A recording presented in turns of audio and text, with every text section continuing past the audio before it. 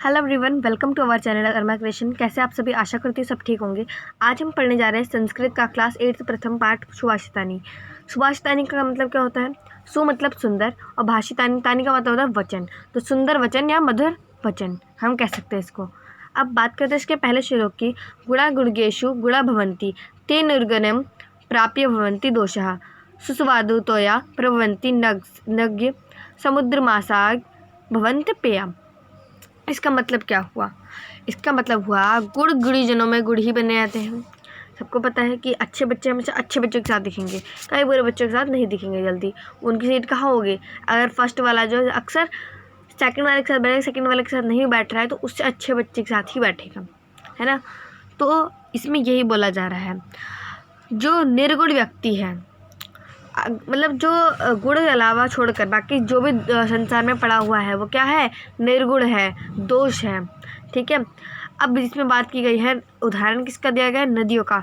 नदियाँ स्वादिष्ट जल वाली होती हैं, लेकिन वे ही समुद्र में मिलके अपेय बन जाते हैं। यानी कि इतना सुंदर जल होता है, लेकिन वो समुद्र में जाके कैसे हो जाती है? खारा पानी। ठीक है। तो उसी तरीके से जो गुण इंसान होता है, जो गुण मतलब जो सज्जन इंसान होते हैं, वो दुर्जनों में मिलकर कैसे हो जाते हैं? दुर्जन हो जाते हैं। ठीक है, ये बात की गई यहाँ पर। अब बात करते हैं इसके दूसरे श्लोक की।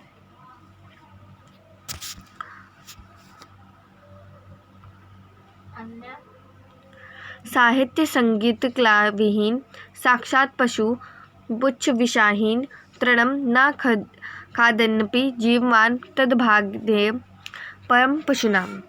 इसका अर्थात है, साहित्य संगीत और कला से रहित व्यक्ति सींग और पुच्छ से रहित साक्षात पशु है। वह घास न खाते हुए भी जीवित है। यह तो पशुओं के लिए परम सौभाग्य की बात है।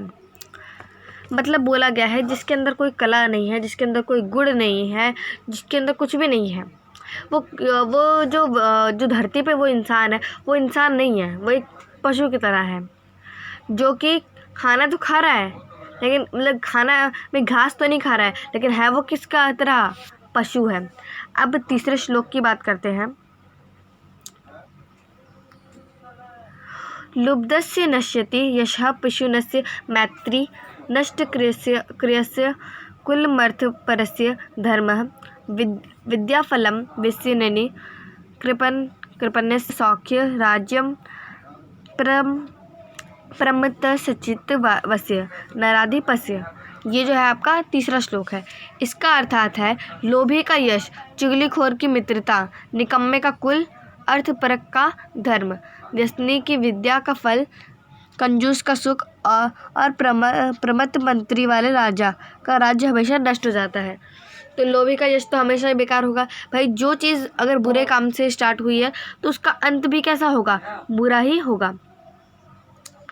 अब बात आती है हमारे चौथे श्लोक की। पित्वा रस तु कुटक मधुर समान माधुर्यमेव जन्येन धूमक्षिकासो संतस्थैव समसजन दुर्जनाना ऋत्वा वचः मधुरसुक्तरसम सृजन्ति।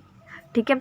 इसका अर्थात है कि वह मधुमक्षिका तो कड़वे रस को पीकर मधुर के समान मधुरता ही उत्पन्न करती है। उसी प्रकार सज्जन दुष्टों के कटु वचन सुनकर सज्जनों के समान मधुर सुक्तों के रस वाली वाणी ही बोलते हैं। मतलब है कि जो अच्छे लोग होते हैं, अब जैसे कि कुछ क्लास में बच्चे होंगे जो ऐसे होंगे कि मतलब अगर आप उनको बुरा भी बोलो तो भी वो आपसे अच्छे से ही बात करते होंगे, तो वो क्या है? वो सज्जन व्यक्ति हैं। कैसे हैं? सज्जन व्यक्ति हैं। उसी प्रकार यहाँ पर एग्जाम्पल किसका दिया गया है? मधुमक्षिका, यानी कि आपकी जो मधुमक्खी होती है।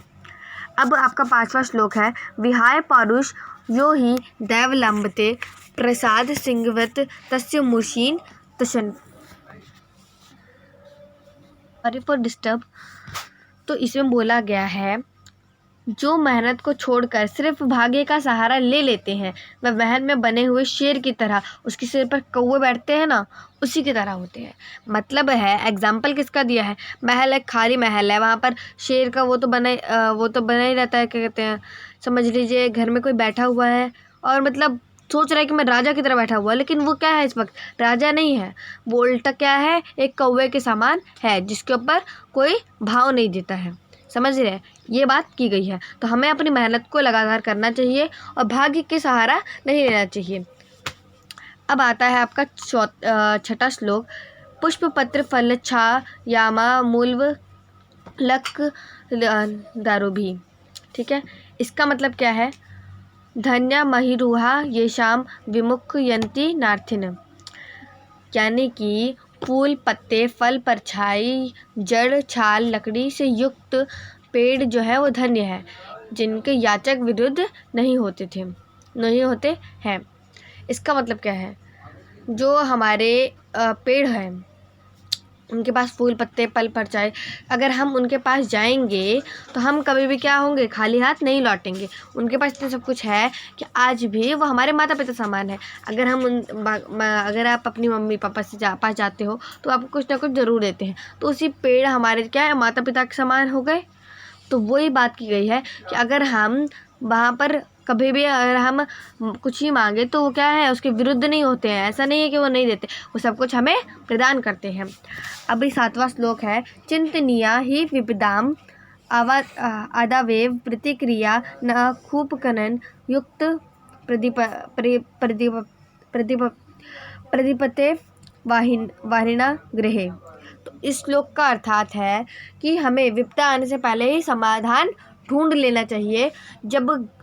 मतलब जब उस टाइम पे ऐसा मान लो कि घर में आग लग गई है, एग्जाम्पल इसमें दिया गया है, घर में आग लग गई और अब आप कूदा खोजने चले हो, तो ये क्या है, उचित नहीं है।